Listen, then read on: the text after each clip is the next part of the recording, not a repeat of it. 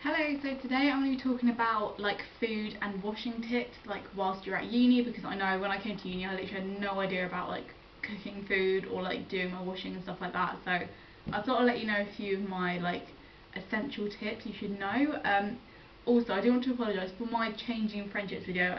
I didn't realise how zoomed in I was until like after I filmed it, and I thought if I refilmed it I know it wouldn't be quite the same, so like I do apologise how close it was, but yeah, I've just filmed my book video where I'm like sort of further away, and I kind of prefer it like this, so let me know like if you prefer it zoomed in or like further out. But yeah, I'm just going to talk through some tips. Also at uni our power has been, not power, our electricity, no, our Wi-Fi has been down like the whole weekend, so I've literally been like bulk filming so many videos. So yeah, if I'm wearing the same tops, whatever, that is why. So yeah. So I'm going to start with food tips. The first thing I would say, so the first thing I've written down is use by / best before dates. I feel like with meat and stuff, definitely stick with them because obviously it's like raw stuff. So yeah, I definitely wouldn't exceed the use by date on that. But if something is going out of date and you're like, oh shit, I don't want to cook it yet, just put it straight in your freezer. It can last like 3 months in the freezer. And then when you defrost it, just take it out the freezer like maybe the night before you're going to eat it, and it will be like completely defrosted, and then you can just like cook it.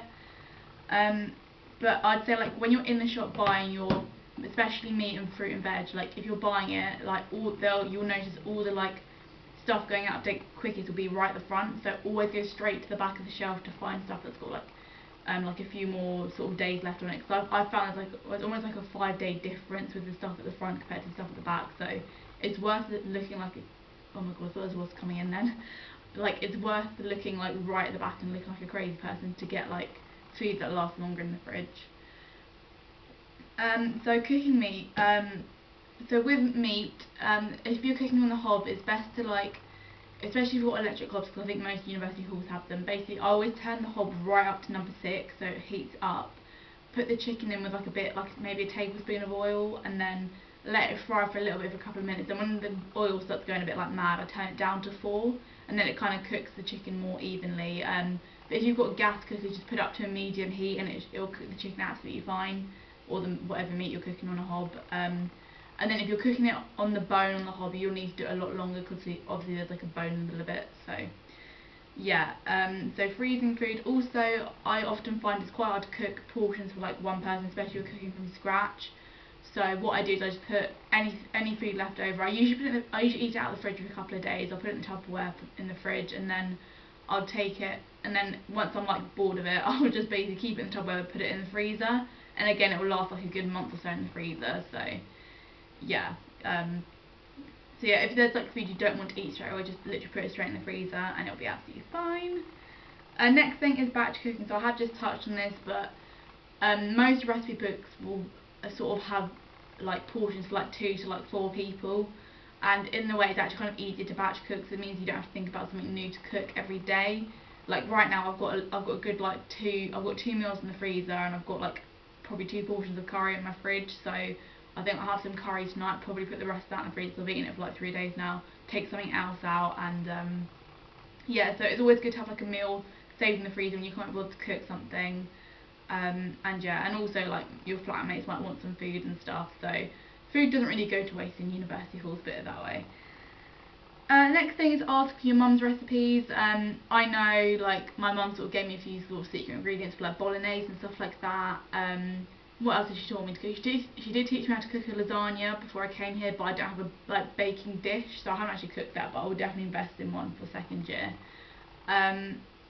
And she also taught me how to do poached egg and things like that. So anything you really like eating at home, just like ask your mum like, oh, how do you make it, just so you kind of more prepared when you come to uni. Also ask your flatmates. Some of my flatmates here are older than me, so they're kind of more experienced in cooking and stuff. So yeah, if there's something you're struggling in cooking with, like I'm sure one of your flatmates might know how to do it, or if not you can all Google it and like help each other out. So yeah. Again, I've written down cooking from scratch is a lot cheaper. Now you probably think when you're buying all the ingredients, like oh my god, there's so much stuff, but honestly, like when you buy like tin tomatoes, they're like what, 30p or whatever from Lidl, and then like garlic and onion stuff, they're all like under like 50p. So, and then like a portion of meat like was like £2. So by the time you, even though it looks like you're buying a lot, it will be a lot cheaper in the long term, and also it gives you more portions if you cook from scratch. So yeah, obviously I don't expect everyone to like cook from scratch every day, because that is just not like reasonable, especially being a student. It can be quite like daunting cooking every day. But yeah, so I always have like a pizza in the fridge or something when I can't be bothered, and we do order Domino's, but like on the whole I do kind of cook my own food. And I put Lidl versus Sainsbury's. Now, where I am from originally, I don't have a Lidl near me, so I didn't really know like how much cheaper it was. But oh my goodness, I can probably save like half my money while shopping in Lidl alone. Like, I can get my weekly shop quite easily for £20 in Lidl compared to like maybe 35, 40 in Sainsbury's. So it is definitely worth checking out the prices like in different supermarkets where you go to uni, because you can save yourself a lot of money. And a little tip from my mum, basically she always tells me, make sure you put tin foil down your baking tray so you don't have to wash it up. So if you like put like a nice thick layer of tin, like covers the whole tray, then all the oil will like stay on the tin foil and won't go on the tray, and you just like put the tray straight back in your drawer. So yeah, a little tip there.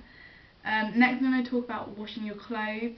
So I would say you definitely only need to tumble dry like bedding and towels. They just take long to dry, because like tumble drying and washing is so expensive. Like here a wash is £2.40 and a like dry is £1.30, so doing both can come to almost around like £4 or £5.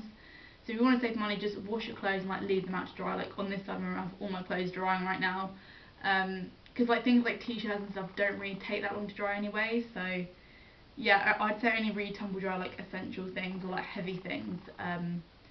But yeah.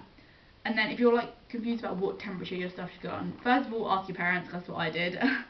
And then I've just written down here, you can basically use 40 from like 40 degrees in temperature for most clothes, except like whites and delicates, which need to be, whites go on 60 and delicates go on 30.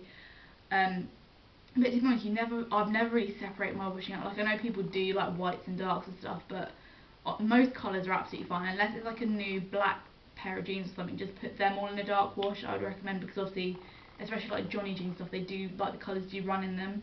But after you wash your new jeans once, you can put them all in a wash with like other clothes. Like I've put white t-shirts and black jeans in together and been absolutely fine. So yeah, it's more, the colour runs mainly happen when you buy new clothes. So yeah, just be careful of that.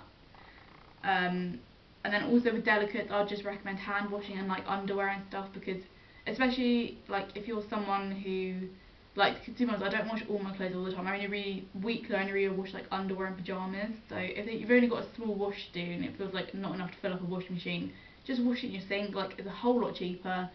And also, like, if you're worried about maybe like a delicate pair of underwear like breaking or whatever in the washing machine, at least you can like actually see it being washed. What is people washing?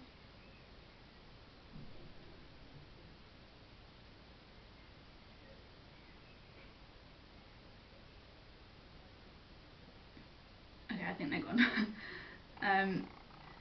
So yeah, those are all my tips for washing and like food at university. Sorry, I got really awkward. Like I always feel really self-conscious when people walk past whilst I'm filming.